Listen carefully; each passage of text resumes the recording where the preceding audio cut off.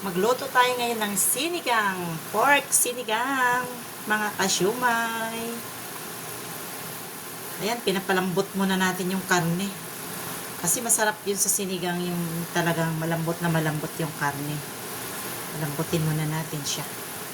Bago natin ilagay ang mga gulay. Lagay na natin ang talong at saka sitaw. Yan lang yung gulay kong nilalagay sa sinigang. Hindi ako gaanong naglalagay ng madaming gulay sa sinigang.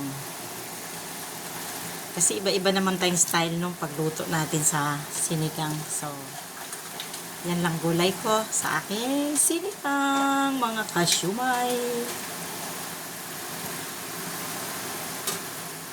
Lagay na rin natin yung pampaasim. Nor, hindi yan hindi yan sponsor. Nor sinigang, masarap. Lagyan na rin natin ng magic sarap. Ayan, may magic. Ang sarap. Baka naman, magic sarap. Merong magic ang magic sarap.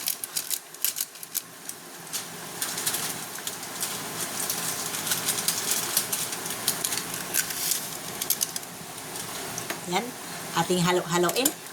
Halo-haloin natin ang ating sinigang. Ang ating sinigang ay ating halo-haloin.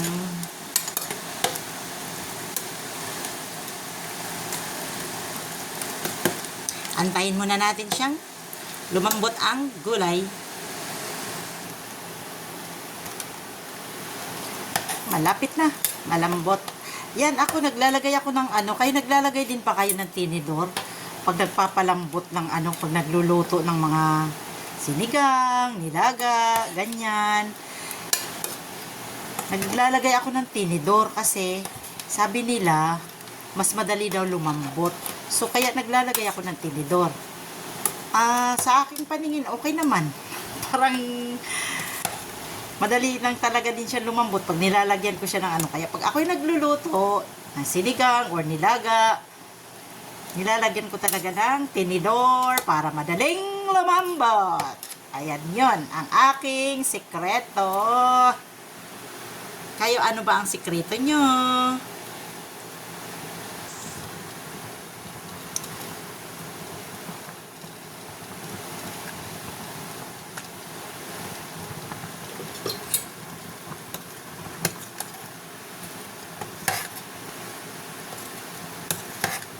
Yan, malambot na. Ilunod natin pag ako kasi nagsigang, hindi yung kangkong nilalagay ko. Kasi dito sa Maynila, hindi tayo sure kung saan ang gagaling yung kangkong. Kaya ang nilalagay ko ay pichay. Ayan, aking sinigang ay pichay. Ang nilalagay ko, hindi kangkong.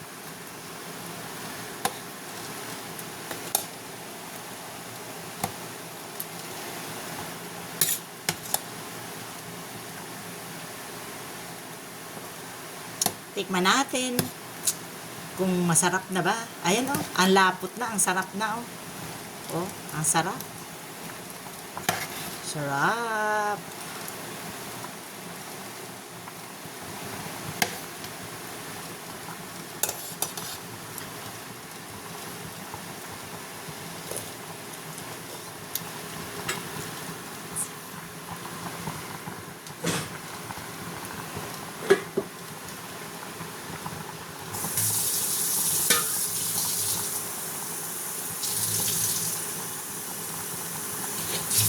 Dagdagan ko ng konting tubig na paasim.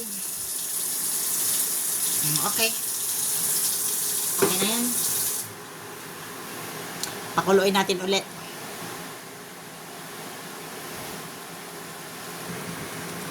Lagyan natin yung siling pangsigang.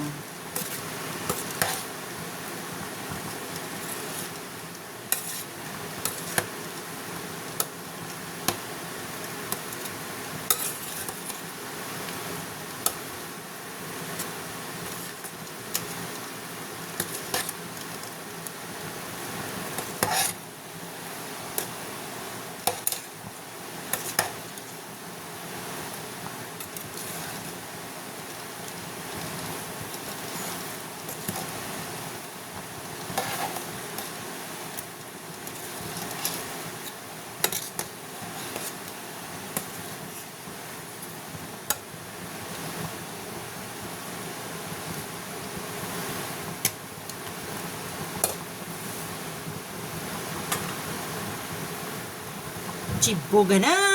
Chibog na! Chibog! Luto na! Kainan na! Kainan na! Ang sarap ng sinigang